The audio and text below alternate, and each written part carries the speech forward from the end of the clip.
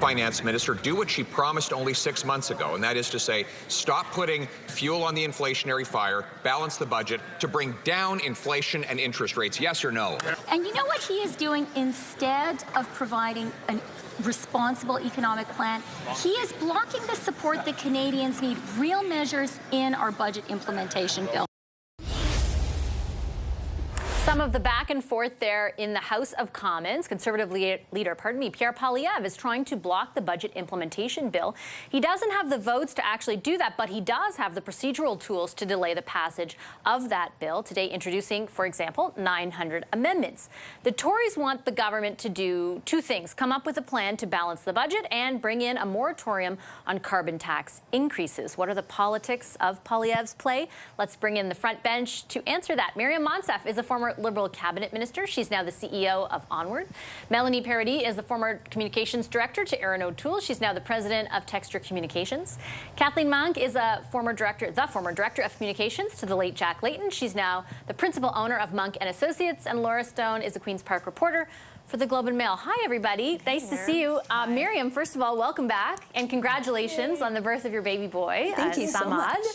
We're very happy to have you back in person and also on the panel. We've definitely missed you. I'll give the first question to you.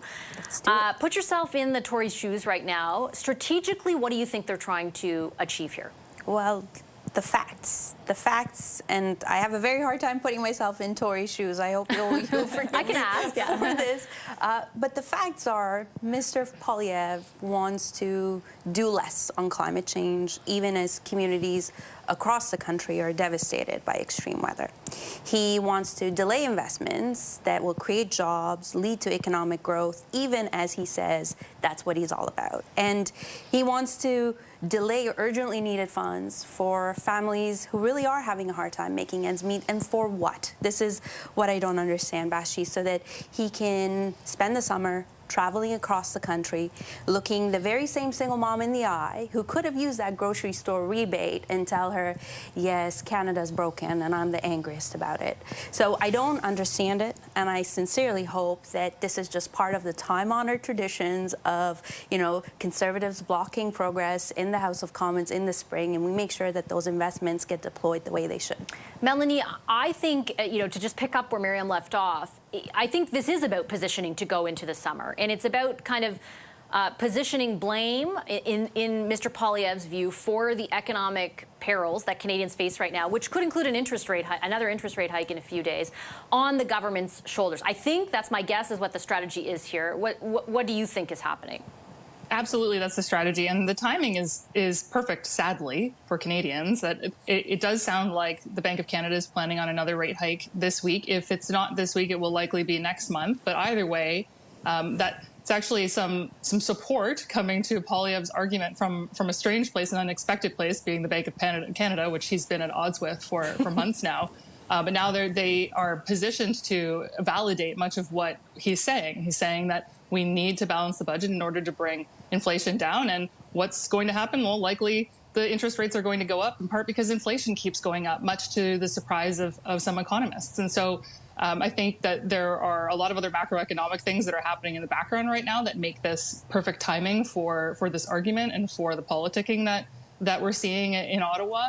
But also, I think it's important to note that a lot of the tax credits that are in this budget, those apply retroactively. So the Prime Minister today used an example of the tax credit for tradespeople. If you buy tools this year, you'll be able to apply for a tax credit when you do your taxes. It doesn't matter when the budget passes. You're still going to be able to do that come tax season, whether this budget passes at the end of June or if it had passed like in April, that doesn't matter. So I think they're being a bit disingenuous in saying that money's being kept from Canadians with these delay tactics. A lot of the tax credits are retroactive, and so it won't actually have a negative impact on Canadians, but will have a negative impact on Canadians as if they keep increasing the carbon tax. I actually think, Kathleen, that it's one of those rare kind of fights between the Tories and the Liberals that do have that there are two parts too. Like I get where the Conservatives are coming from and what gains they see can be made in sort of characterizing the government this way and placing blame for what a lot of people are struggling with. I also see the pushback from the government that Miriam outlined, which is, hey, we have stuff that we can get accomplished with this bill, and you'll be missing out, despite what Melanie says, which I understand. I think those nuances are not necessarily part of the argument, and so we do have actually a back and forth that is not just one-sided. Yeah, but I think the motivation is clear to me for the Conservatives is that they basically want to rail against the government for the next 3 weeks, basically do content creation on the taxpayer dime, right? Get all of these clips ready and in the House and in committee to use for their own fundraising pitches, which then they will then fundraise off. They will get to the brinkmanship of it all. Eventually the government or the NDP or some group will have to like invoke closure, with the government and the NDP will invoke closure on them, and then it will sail because the Conservatives can't actually block this budget, right? No. Like they can't. They can delay it. They can delay it. It's an extended it's an extended tantrum. What it really is. They are throwing a tantrum. I mean, when I saw this headline today, I was like, oh, tell me that there's only 3 weeks left in the parliamentary session without telling me there's only 3 weeks left in the parliamentary session. Oh, look, they're going to dump 900 amendments and do lengthy speeches that will accomplish absolutely nothing except delaying a bunch of seniors from getting access to helping them clean and take care of their teeth. That is actually what is happening. And so it actually, you know, it behooves me to say this one other thing. We talk a lot in this town, particularly the Conservatives and other business groups, about getting things done. That we're always complaining about there's too much regulation, there's too much red tape, there's too much bureaucracy that's slowing down decision making, and which makes our country unable to do great things. Well, you know what? Pass the budget.